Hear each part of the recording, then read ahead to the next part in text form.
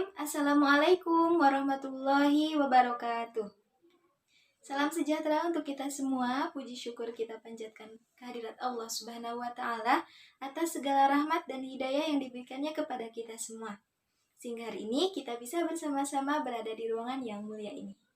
Salawat dan salam semoga tetap tercurah kepada uswah hasanah kita, baginda Rasulullah Shallallahu Alaihi Wasallam.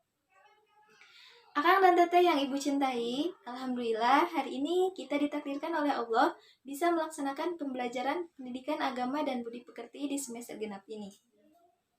Untuk mengefisienkan waktu dan keberkahan ilmu, kita awali dengan bacaan basmalah bersama. Bismillahirrahmanirrahim. Silahkan, akang dan teteh siapkan buku catatan dan alat tulisnya. Duduknya juga dirapihkan. Dan selama pembelajaran berlangsung, ibu minta semuanya fokus kepada apa yang ibu sampaikan. Seperti biasa, ibu mohon bantuan sekretaris untuk mencatat siapa saja yang tidak hadir hari ini. Akang teteh yang ibu cintai, hari ini kita akan masuk bab baru, yakni bab 8, dengan materi hikmah ibadah haji, zakat, dan wakaf dalam kehidupan.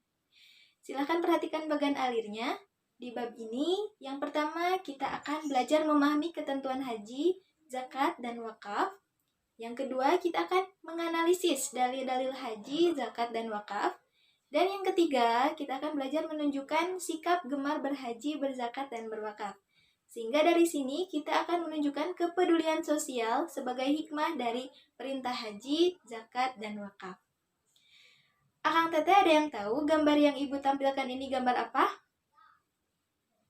Ya, betul, Ka'bah. Lebih tepatnya, gambar yang ibu tampilkan adalah gambar di mana umat muslim di dunia melaksanakan kewajibannya dalam menyempurnakan rukun Islam yang kelima.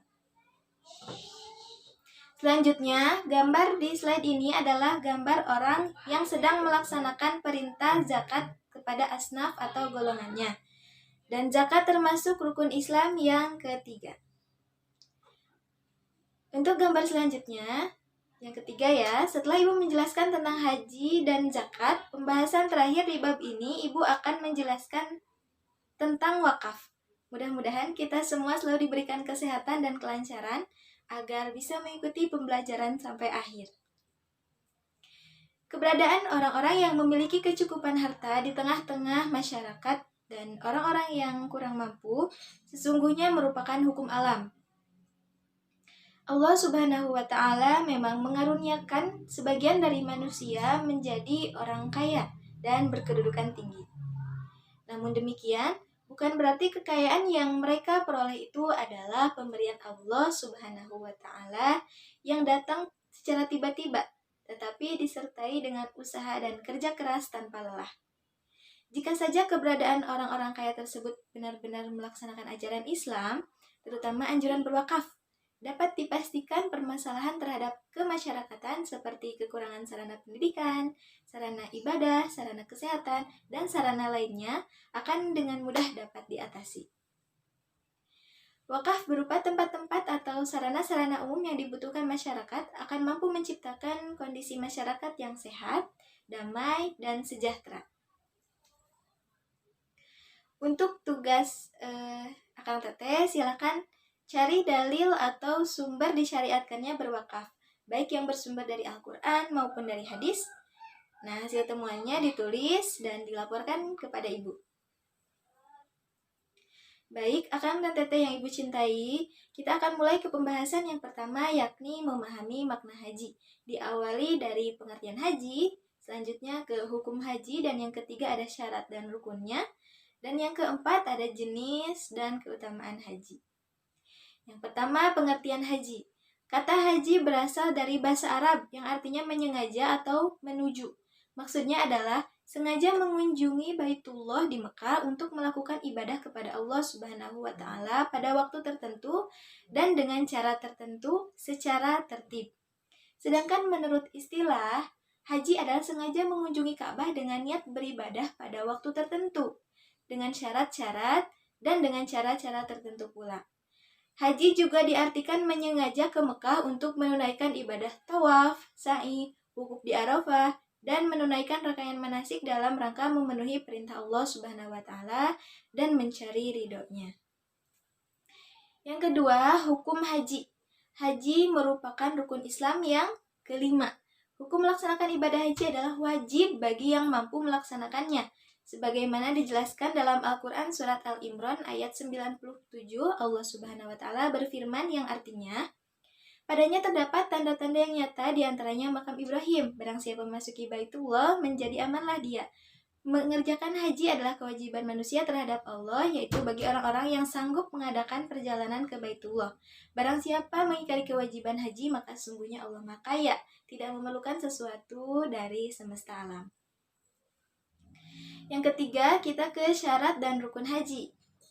Yang pertama ada syarat haji. Syarat haji ini terbagi ke dalam dua bagian, yaitu syarat wajib haji dan syarat sah haji.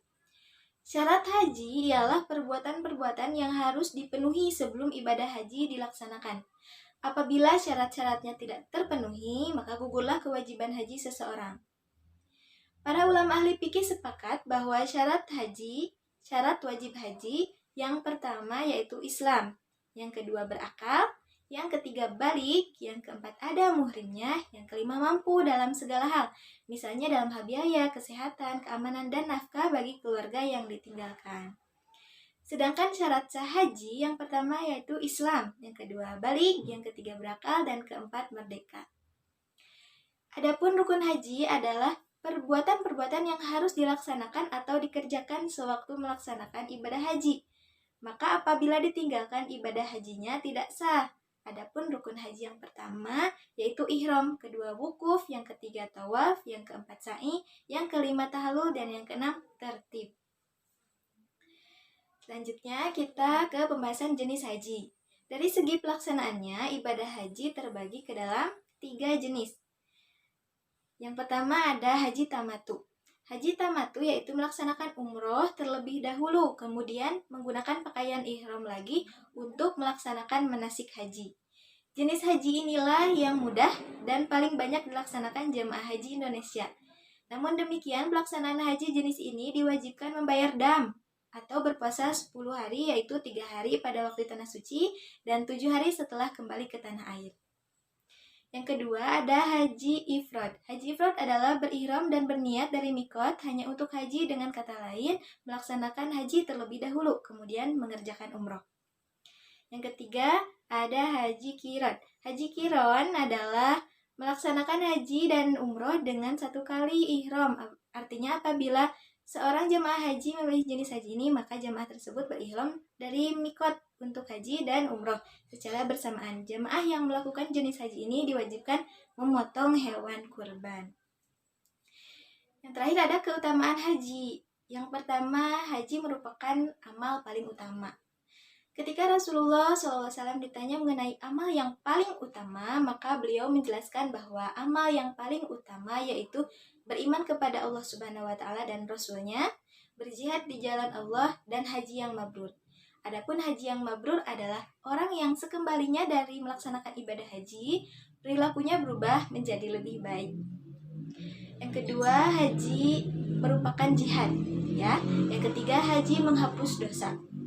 Dan yang keempat, pahala ibadah haji adalah syurga.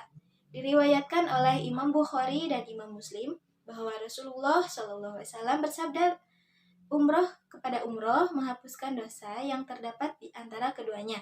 Sedangkan haji yang mabrur tidak ada ganjarannya selain syurga. Hadis riwayat Muslim. Baik, Akang dan Teteh yang soleh dan solihah, sampai di sini dulu materi kita hari ini. Semoga ada manfaatnya untuk kita semua. Insya Allah, minggu depan kita akan melanjutkan pembahasan mengenai zakat. Bagi yang tugasnya sudah selesai, silahkan dikumpulkan. Kita akhiri dengan pembacaan hamdalah bersama. Alhamdulillahirrabbilalamin. Ibu harap semuanya bisa memahami pembelajaran kita hari ini ya. Wabillahi taufiq wal hidayah. Wassalamualaikum warahmatullahi wabarakatuh.